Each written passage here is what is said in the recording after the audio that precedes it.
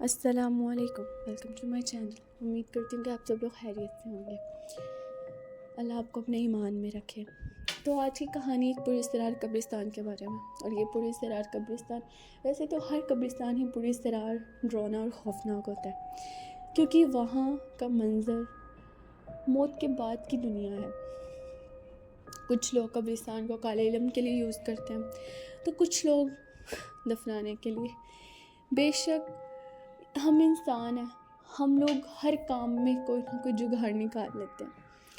तो बढ़ते हैं अपनी कहानी की तरफ। ये कहानी लाहौर के एक पुरस्रार कब्रिस्तान के बारे में है, जो सब्ज़ार में वाक़ है। ये कब्रिस्तान बहुत बड़ा कब्रिस्तान है और काफ़ी सदियों से है कब्रिस्तान। इस कब्रिस्तान के आगे और पीछे और आसपास घर वाक़ हैं, और कहते हैं कई दफ़ा सुना गया है कि जो घर, इलाके या जो दुकानें या चीज़ें कब्रिस्तान के पास मौजूद होती हैं, उनमें कोई ना कोई इसरात होती है, उनमें कुछ ना कुछ पाया जाता है। क्योंकि कुछ कब्रिस्तान बहुत सदियों पुराने होते हैं, और कब्रिस्तानों को कुछ इंसान सिर्फ जादू टोने के लिए भी इस्तेमाल करते हैं, और ना भी करें तो कब्रिस्तान होते ही पुरअसरार हैं कि उनमें कोई ना कोई ऐसे राज, ऐसी चीज़ें दफन होती हैं जो सिर्फ इन इंसानी आँखों से तो नहीं देखी जा सकती। ये कहानी हमारे साथ एक लड़के जुल्फ़कार ने शेयर की है। जुल्फ़कार कहते हैं कि मेरा जो खाला लोग हैं ना, वो लोग दूसरे शहर में रहते थे, और हम लोग दूसरे शहर में रहते थे। वो लाहौर में रहते थे और हम लोग मुल्तान में रहते थे। कहते हैं कि हमें गर्मियों की छुट्टियां हुई तो खाला लोगों ने बड़ा इसरार किया, उनके बच्चों ने, कि आप लोग हमारे पास रहने आए। कहते हैं कि हम लोग सारे उनके पास रहने चले गए। कहते हैं कि मैं वहाँ रहने गया हूँ तो मैं देखता हूँ कि जैसे ही हम लोग उनके रास्ते में एंटर होने लगे ना, उनके घर के पहले बहुत बड़ा कब्रिस्तान है। इतना बड़ा कब्रिस्तान कहते हैं जुल्फ़कार कि मैं देखकर मैंने कहा माँ कितना बड़ा कब्रिस्तान है। कहते हैं मैंने सलाम वगैरह की जैसे करनी चाहिए। कहते पर ना रात का एक टाइम था, मुझे लगा कि रात का टाइम, लेकिन मुझे बड़ा अजीब सा मुझे महसूस हुआ, पर मैंने इस चीज़ को दरगुजर किया, जाने दिया। कहते मैं खाला के घर पहुंचा। कहते खाला के घर के ना बिल्कुल पहले वो कब्रिस्तान आता था, फिर हमारे खाला का घर, और हमारे खाला के घर के जब टेरेस पे खड़े होते तो सामने कब्रिस्तान पे नज़र पड़ती थी कि खिड़की खुली हो तो कब्रिस्तान पे नज़र। कहते वही कमरा मेरे पास था। अब मैं अपने कज़न के साथ वहाँ लेटा हुआ था, तो मुझे ना महसूस होता है कि ना मुझे घुटन सी महसूस होती है बड़ी ज़्यादा। तो मैं ना हवा लेने के लिए बाहर निकलता हूँ, टेरेस पे जाता हूँ। मैं ऐसे ही देख रहा होता हूँ, मुझे ऐसे लगता है जैसे सामने कब्रिस्तान में कोई खड़ा हुआ है और मुझे देख रहा है। मुझे लगा कि मेरा वहम है, तो मैंने उस चीज़ को देखा बाकायदा। मुझे एक साया नज़र आया, फिर मुझे लगा कि मेरा वहम है, मैंने उस चीज़ को जाने दिया। कहते हैं कि मैं कमरे में अंदर आ गया, फिर मैं लेट गया, और मेरा कज़न भी मेरे साथ ही लेटा हुआ, हम दोनों भाई लेट गए। सुबह भी मामूल के मुताबिक हुई, नाश्ता वगैरह किया, खाना वगैरह खाया, हम लोग फिर बाहर निकल के सारा दिन बाहर एक्सप्लोर करते रहे। जब घर वापस आए ना तो काफ़ी थकान हुई थी। फिर उस कब्रिस्तान से हमारा गुजर हुआ, रात के कोई 12 बजे का टाइम था। सलाम वगैरह ली, मेरी आदत थी, मैंने ली। मैं मामूल के मुताबिक गया, घर गए हम लोग फिर सारे घर वाले सोए हुए थे, घर में कोई उठा नहीं था। हम लोग काफ़ी थके हुए थे। हम लोग ऊपर गए अपने रूम में, और हम दोनों फिर सो गए। कहते कि मेरी आँख ना कोई 4 बजे के करीब खुली। मैं उठा, बाथरूम गया, बाथरूम से वापस आया ना तो पता नहीं मेरे दिल में ऐसा क्या आया, मुझे क्या ख्याल आया, मैं टेरेस की तरफ चला गया। तो कि मैं ऐसे ही झांक रहा था, देख रहा था खड़े होके। मैं देखता हूँ कि फिर आज वही साया वही जगह पर मुझे नज़र आ रहा है। मैं तो काफ़ी परेशान और हैरान हो गया उस चीज़ से। मैंने फिर आवाज़ लगाई, ओए कौन है वहाँ पर? तो बाकायदा मुझे ऐसे लगा कि जैसे वो साया आहिस्ता आहिस्ता मेरी तरफ बढ़ता जा रहा है। मैं देखता रहा, मैं डरा नहीं। कि उस टाइम मेरे जहन में ऐसी कोई बात नहीं थी, मेरा जहन उस टाइम उस तरफ था ही नहीं। अब उसे आहिस्ता आहिस्ता मेरे पास आने लग पड़ा, मुझे अजीब सा लगा, मैं अंदर आ गया, मैं सो गया। अब वो भी रात ऐसे ही गुजर गई, सुबह हुई, मामूल के मुताबिक सुबह भी खाना वगैरह खाया और वही लड़कों की आवारागर्दी पे निकल गया। कहता है फिर हम घर वापस आए, काफ़ी लेट वापस आए, लेकिन इस बार ये हुआ कि मुझे पहले आना पड़ा। मेरे कज़न को कोई काम था, उसने कहा कि मैं वो काम करके आऊँगा, तुमने जाना तो तुम चले जाओ। उसे कोई काम था, वो वहाँ चला गया, तो मैं वापस आ गया कि घर आता हूँ। कहते कोई ना 11 साढ़े 11 बजे का टाइम था, मैं उस रास्ते से गुजर रहा था, मैंने देखा कि वो साया गली के नुक्कड़ में खड़ा है। जिस तरफ मेरी खाला का घर था ना, मेरी खाला का घर नुक्कड़ वाले घर से पहले था और वो नुक्कड़ पे खड़ा है। मैं बड़ा परेशान हो गया, मैं डर गया।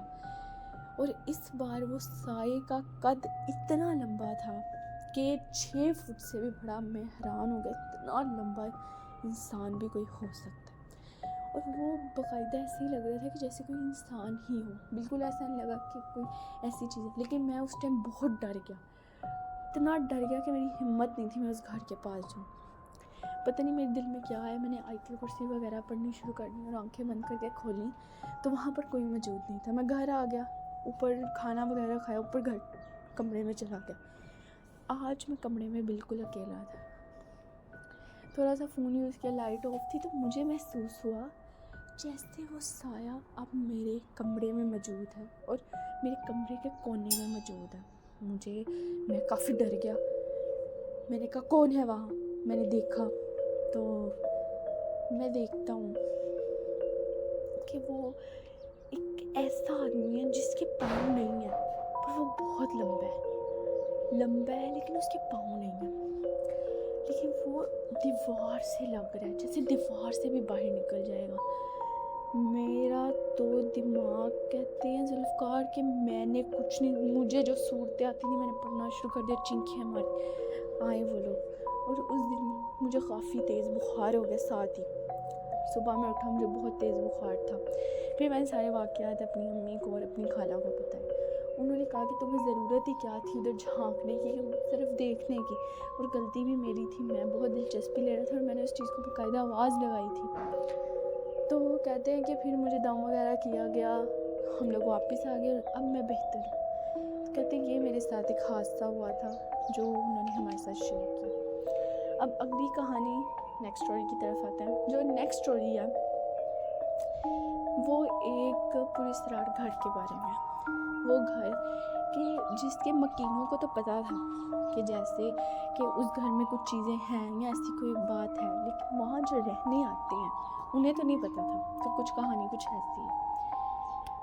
ये कहानी एक कपल के बारे में, नया शादीशुदा जोड़ा था। जैसे दावतें होती हैं शादी के बाद, उनकी भी दावत थी उनके एक रिश्तेदार की तरफ। वो रिश्तेदार उनकी लड़के की फूफी लगती थी और फिर इस तरह लड़की का भी उनसे फूफी सास का रिश्ता हो। उन्होंने उन्हें दावत बुलाया कि आप हमारे घर आएँ और 2 दिन का स्टे करवाया उनसे कि आपने आना है और रहना है, क्योंकि शहरों का फ़र्क था। जो लड़का था उसका नाम था उमैस और जो लड़की थी उसका नाम था आयशा। और अब जो उमैस होता है ना, आयशा और उमैस जाते हैं, अब उन्हें ना वो लोग एक कमरा देते हैं।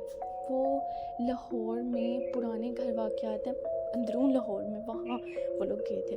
और कहते हैं अक्सर कई कहानियाँ कि अंदरून लाहौर पे ऐसे वाक़यात हैं और वहाँ ये चीज़ें पाई जाती हैं। और ऐसा नहीं है कि एक जगह, हर घर में। ये कहानी भी मैं आपके साथ ज़रूर शेयर करूँगी आगे।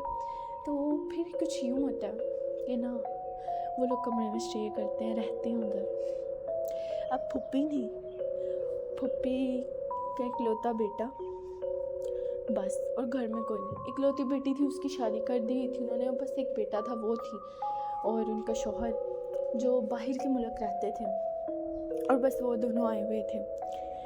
अब आयशा कहती है कि मैं नहा के जब बाहर निकली ना तो मैं देखती हूँ कि बेड पर ना कोई उस तरफ मुँह करके बैठा हुआ है। मुझे लगा कि उमैस बैठे हुए हैं, उनके शौहर बैठे हुए हैं। कहती है कि मैं ना आगे बढ़ी हूँ तो मैंने उन पे हाथ रखा है, मैंने कहा मैं आप इधर क्या कर रहे हैं, आपको मैं आवाज़ दे रही थी, आपने मेरी सुनी नहीं आवाज़। तो कहती है उसने कोई हरकत नहीं की, कुछ नहीं बोला। मैंने भी इस चीज़ को इतना नोटिस में नहीं लिया, मुझे पीछे से फूफा ने बुलाने में चली गई।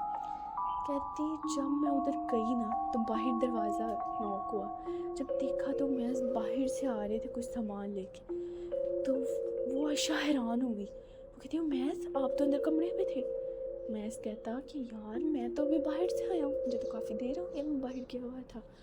बड़ी परेशान हो जाती है। फिर आयशा कहती हो सकता है कि मेरा वहम हो, लेकिन क्योंकि ऐसा उसके साथ पहली दफ़ा ही हुआ था, परेशान होगी, लेकिन उसने फिर इस बात को जाने दिया, इतना गौर नहीं किया।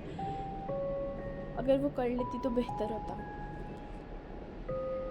अब दिन तो ऐसे ही गुजर जाता है, लेकिन जब रात होती है तो वो लोग सोते हैं तो आयशा की ना आँख खुलती है 2 बजे के करीब। तो उसे ऐसा महसूस होता है जैसे उनके कमरे में कोई खड़ा है, कोई लोग खड़े हैं, कोई खड़ा नहीं है कि लोग खड़े हैं और उन्हें देख रहे हैं। तो बड़ी परेशान, उसे मतलब इंसान को पता लग ही जाता है कि उसकी तरफ कोई, लेकिन ज़ाहिरी आंखों से कुछ नज़र नहीं आ रहा होता, लेकिन वो पूरा बाकायदा उस चीज़ को फील कर पा रही होती है, तभी उसकी आँख खुली होती है। वो ना अपने शौहर को उठाती है कि मैस उठो, वो नहीं उठता। वो रात भी ऐसे गुजर जाती है। अगला दिन होता है। आयशा क्योंकि नया शादी का जोड़ा था, दूल्हे तब तैयार श्यार होकर रहती है। आयशा ने बहुत तेज़ खुशबू लगाई होती है और वो सहन में बैठी होती है।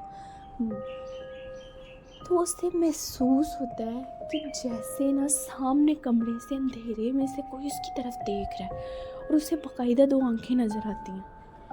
तो वो डर जाती है। इस बार वो चीखें मारने लग पड़ती है।